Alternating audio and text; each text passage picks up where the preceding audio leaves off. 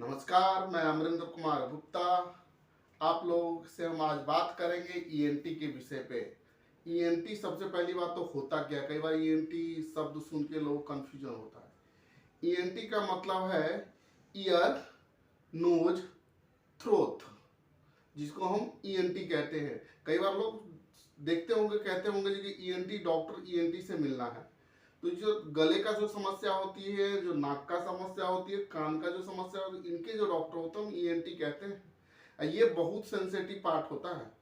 कभी भी आप ईएनटी से के विषय में, ईएनटी की प्रॉब्लम हो, या तो जो अनुभवी डॉक्टर हो उनसे मिलेंगे या ईएनटी स्पेशलिस्ट से मिलेंगे।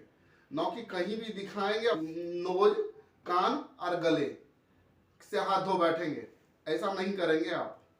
क्योंकि कान में देखते होंगे बच्चे लोग अक्सर पेंसिल, रबर या मोती वगैरह डाल लेते हैं, उनको निकालना भी बहुत सावधानी बरतना होता है। अब बहुत कुछ होता है, कई बार होते कान में वैक्स हो जाता, पेन होता रहता, पता ही नहीं चलता पेन होता क्यों रहा है। तो उसको वैक्स निकालना भी बहुत ईजिली काम नहीं है। कई बार अंदर से पस आती रहती है, उसको भी सही से रोकना ठीक नहीं है, क्योंकि पर्दे से रिलेटेड वो सारी चीज होते हैं, पानी की वजह से इन्फेक्शन वजह से होता है। अब आई नोज की बारी, तो नोज में भी अक्सर बच्चे देखते होंगे पेंसिल, रबर, मोतियां ही डालते हैं, उनको भी निकालना इतना आसान नहीं। कई बार नाक से देखते होंगे आदमी को खुशबू ही आना बंद हो जाता है, उनको खुशबू ही पता नहीं चलता क्या है नहीं है, या रनिंग नोज कंटिन्यू होता रहता है, वो भी उन्हीं का एक पार्ट है, वही प्रॉब्लम है।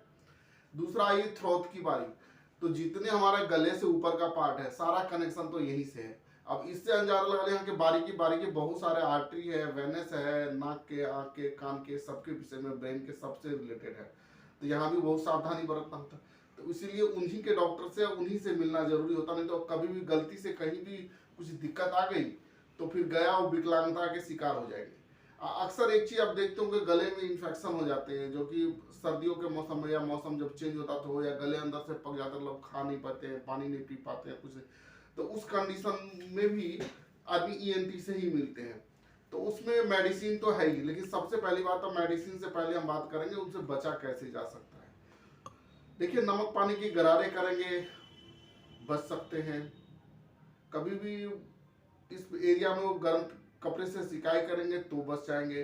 कई बार नेक में लगाने के लिए एक बैंडेज आती है, वो लगाएंगे तो भी हम बच जाएंगे। खाना पीना कभी भी ज़्यादा गर्म नहीं खाएंगे तो भी बचेंगे, उससे मुंह नहीं जलेगा, गले में कोई प्रॉब्लम नहीं आएगी, क्योंकि गला, मुंह, पेट ही मेन हमारे शरीर का पार्ट है, यहीं से सब कुछ लेते हैं, यहीं से हमारा शरीर चलता है।